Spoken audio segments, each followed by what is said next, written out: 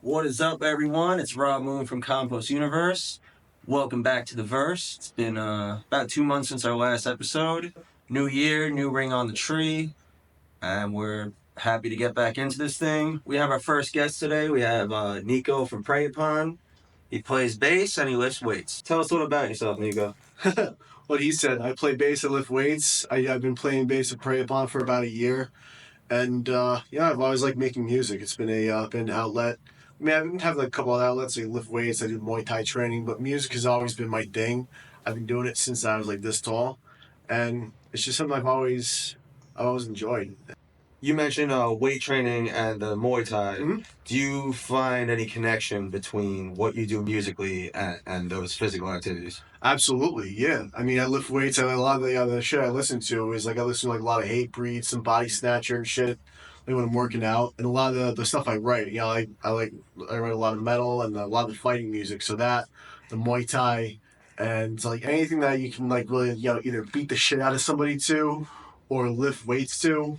I feel like that's kind of started for me like since like 2016 because before that I was like like a lot of corn stuff before I started like really working out a lot of like new metal, alt metal and stuff. It's like even like I say like metal's good for the fighting stuff. When I do boxing training, which I do as well, I prefer training. I like listen to hip hop. I'm training. I don't know why, but it just kind of goes. It's kind of like the cultures kind of mesh with each other almost. I think that's really really true. I think you could find lines between all the different genres. I think metal is really versatile because you could kind of mix metal with anything and it works. Like you mentioned like corn, like you can mix metal with like hip hop elements. You It's could one of my mix favorite metal with things.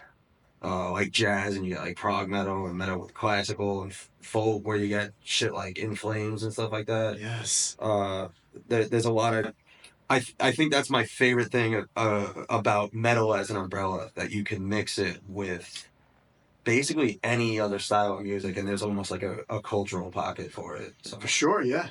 Absolutely. we were mentioning before that music makes connections. We just talked about connections between music and movement. We talked about connections between different genres. Making connections is what I'm all about. So the Compost Universe project started because around 12, 13 years ago, many of the bands I were in, we were kind of like, we had songs being played by multiple different bands in my group that I was growing up with. Uh, we had friends kind of like switching bands, hopping between bands, and some of these songs, some of these like, we would continue storylines. We'd have like part one of a story would be a song by one band, and part two of a story would be uh, another project. And I started to like try to manage all these projects and how they were connected. So eventually around 2016, 2017, we came up with the imagery of like a tree Hmm. with branches going off to all these different worlds. And each world would be like a band or project, or it didn't even have to be bands projects, like any musical project, any kind of writing story project. I'm trying, the goal with what we're doing with the podcast, I'm trying to tell the like biggest interconnected story that's like independently told. I'm trying to get as much of this scene and beyond as possible involved in this like creative collaboration. So looking back at your body of work musically, the different projects you've been involved in terms of making connections, what do you think your body of musical work says? Um. Honestly, when I look back on the whole thing, it's just I think about it now and I realize how much I've grown as far as not even like as a songwriter, but as a person. Because I've been writing music like actually like full songs since I was say about 15, 16. I started writing. 'Cause that's why I started playing more instruments than just drums. So that's what I started out on. But even like when my first band, I was still writing lyrics. But a lot of the things that I write are based on personal experience and a lot of the shit that I'm going through, how I'm feeling at the time, and so when I was growing up, I was very, very angry. And I still get, fucking pissed off a lot of times. But it's just I've definitely grown a lot, and I've just seen like how like how I definitely matured, I guess, over the years as a person, not just a songwriter. Because the things that I write about and the way I write them are definitely a lot more, yeah, really, it's a lot more mature and a lot more intricate than they once were. So can you give me an example of that? Like, what's something when you were first starting out? Like, what kind of thing would you be saying versus now? Whew. Show that growth. Oh man, that's. I guess I'm trying to like look back at some of my older repertoire. Because a lot of things I wrote about, I would write a lot against like some things I would just write extremely. They were like so raunchy to the point where like I literally wrote a song about fucking like fucking somebody up and just like beating them to the point where it's like, and the way it was written, it was just very childish, Okay. and it was very, yeah, it was pretty fucked up, and it just sounds like a fucking teenager wrote it. And then I look at stuff that I've written now. I mean, I've written songs, yeah, like that are directed towards people that I'm fucking pissed off at. I mean, I feel like we've all done that, and it's just the way it's written. It's just a little bit more, I guess, poetic and a little bit more. It's like there's like a real reason why, like why that person actually pissed me off, or the situation or whatever actually pissed me off, and it's not just me, just airing my dirty laundry or just scream like a fucking child. It sounds like you found like a better way to channel those emotions over time, Yeah, right? of course. Think that's an important part of what we do. You know, I think music's always been an outlet for me. I mean, I had over like the 2010s, I had like three really significant losses, three really important people pass away, and putting that into music helped me not be self-destructive and not like blame myself. You know what I'm saying? Yeah, And just telling my story, telling what I was dealing with and why those people were significant to me into songs that really helped me not I don't want to say get over it because I still don't feel like I'm over those things where I like forgotten about them, but it helped me accept them and move forward, you know. And I think with like aggression, when someone pisses you off, when someone maybe disrespects you or get just whatever they do that gets you pissed off, rather than go beat the shit out of someone, you write a heavy ass song with breakdowns and whatever the fuck else. Uh, like that's why we get music like Pantera and Hatebreed. It's awesome, you know. yeah. I think about it. It's like, so I was raised on heavy metal. My mom and my dad were both into it. I mean, there's one time like my mom was telling me why, she listened like why she grew up on heavy metal and stuff, because she was also very angry when she was my age and around that time, and she listened to metal because she felt like she was just it helped her feel like she wasn't the only one who was pissed off. Because you think about it, heavy metal came from, the reason why they call it heavy metal is because it came from like the factories in England, and Yeah, like you're the British Halford Steel. song "Made in Hell." It's Yeah, like that's where it came from, and it was that anger, that rage from working in the fucking factories, and it's that, and it helps people feel that that you're not the only one, and it's like the same with like the hardcore and shit. Because I've gone to a lot of these like shows, like I'm talking about the hardcore shows where people go to beat the shit out of each other, but I did like the real ones, like the old school. Because there's like one scene I've always loved is the '90s New York hardcore guys like Madball, Cro-Mags, Murphy's Law. Those Sworn guys. Enemy. Yeah, a little bit. I haven't really seen them, but guys like that. But like I've seen Madball twice, and I've seen Murphy's Law, I've seen Cro-Mags, and they are like, listen, those mosh pits can get pretty violent, but they are the nicest people you'll ever fucking meet. It's like, you'll go and freaking hit somebody in the face, and then it's like, yo, what's up, man? It's awesome. Like nobody's out to like really hurt each other. The beatdown, like the down tempo deathcore shit, that's a whole different story.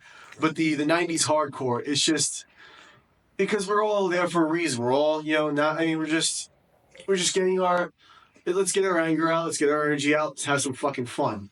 I've seen it every style of this shit, every subgenre under the umbrella. I've been at Maiden shows, and Monomoth shows, like even like emo shows and shit from Arm to Ashes, whatever. When someone fucking falls, they get picked back up, Yeah, and as violent and hectic as it gets, we always pick each other up. and there's that sense of community, which is why people keep coming back to these shows even when it gets crazy. I can definitely resonate with that. And what's interesting to think about too is like these difficult emotions and experiences that inspire us to write something that has the embodiment of aggression or some sort of like expression of that feeling. It'd be negative in the beginning, but then you're talking about crowds of people making friends. You're talking about just having a great time. Like even partaking in a healthy form of violence that leads to like more connections within a community that was seeded with something uncomfortable or something angry. And I think that's like such a beautiful evolution that comes from things like that. Yeah, so And turning it's negative into a positive, really. exactly. We overcome that adversity. So I know you have some stuff coming out with Prey Upon. I know you have another project that doesn't quite have a name, right? I guess, yeah. So We had a name, but I'm not sure if we're gonna keep that or not, but we might. do you want to share what the current name is, or Sure. Yeah. So a couple of years ago, back in 2023, me and my friend Jeremiah, who is a fucking insane riff writer, amazing guitarist, we tried to start a band a couple of years ago. Some things got in the way. We couldn't exactly, but it was just the two of us. And we put together a track, and it was beautiful. And I had actually I had reached out to him after, because I showed you the track, you really liked it, and we're gonna bring it back. So we're actually gonna write some stuff. It's not gonna be like a whole band. Like we're not gonna be playing live shows for the foreseeable future. It's gonna be kind of like just an online thing. We'll have content. We'll do like shit a like that. session project? Yeah, kind of like Infinite Annihilator. You have like two guys in England, you have Dickie in Florida, and it's just internet thing. Still works. So we make music. It's definitely not gonna be as cutthroat as it was back then. Because I got my stuff with Prey Upon, of course. That is, like as far as my live stuff, that's where I'm playing live. We actually just played our with Prey Upon. We actually played our first show back at Dingbats. Great venue. Yeah, fucking love that place with Skin Lab and Dead by Wednesday, and fuck, I forgot the name of the first band, but it'll come to me. But either way, it was a very it was a great show. The crowd was actually really good. We sold some merch. It was a very fun time. It was my first time on stage in almost 10 years, so I was definitely very happy for that. We have some great things coming, like things that it's like you haven't seen local bands do in a minute. That's all I can say about that. We do have some new tracks coming out. Very cool. We'll be seeing you guys very soon, and I'm very excited for that. Is there anything you can tell us about the new music? Like, what kind of, in very few words, like what kind of ideas you're exploring? So it's definitely be like if there's any Prey Upon fans, like old school Prey Upon fans listening to this, it's definitely going to be it's a whole new lineup because of course the only member that still shares the same is Mike, who's the only original member, the guitarist or our guitarist. But yeah, so it's a whole new lineup. It's a whole new like perspective. I guess we're all different backgrounds and stuff, and some of the greatest guys I've ever fucking worked with. And it's definitely a lot more mature than the older Very stuff. cool. And it's just I'm very very excited to. It's just I feel like it's like magic. I can actually I haven't. It's something I can like create, but I also like know my place because I've matured a lot. So it's a great environment. It really is. Awesome. And we're definitely looking forward to hearing that stuff. Prey Upon, you guys obviously are on Spotify, Apple, YouTube, right? Where else? Yeah, That's stuff. yeah, absolutely. That's Spotify, Apple, YouTube. Follow us on Instagram. It's Prey Upon Official, and follow me on Instagram. It's Space Poppy Chula.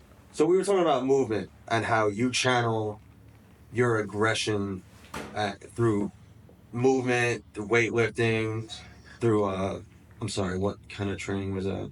Muay Thai. Muay Thai. Say martial arts. Yeah, I didn't want to. So Muay Thai, a form of martial arts, where we're talking about movement and how we touched on how that connects to music. Over the course of the conversation, I was thinking about a like a scene wide collaborative project about movement and music. Would you be interested in something like that? Hell yeah. Collaborating on something, we Sure. make some I don't know exactly how we go about it, but it's just a cool idea. We can get a bunch of people involved and try something cool, you know? Of course. Absolutely, man. Always a pleasure. Thank you. Thanks for being here. Thanks for being our guinea Thanks for pig. having me. Once again, Compost Universe, Moongroove Records, Prey Upon, Bass Poppy Chulo. I gotta give a shout out too to my bandmates and my good friend Jeremiah Glog. Go check him out. He's a good friend of mine, amazing guitarist, and fucking Big Steve, Mike, Sebi, and Pete. God bless you guys. Fucking love you. Hell yeah. Oh yeah. Compost interview is a wrap, my friend. That's one in the chamber.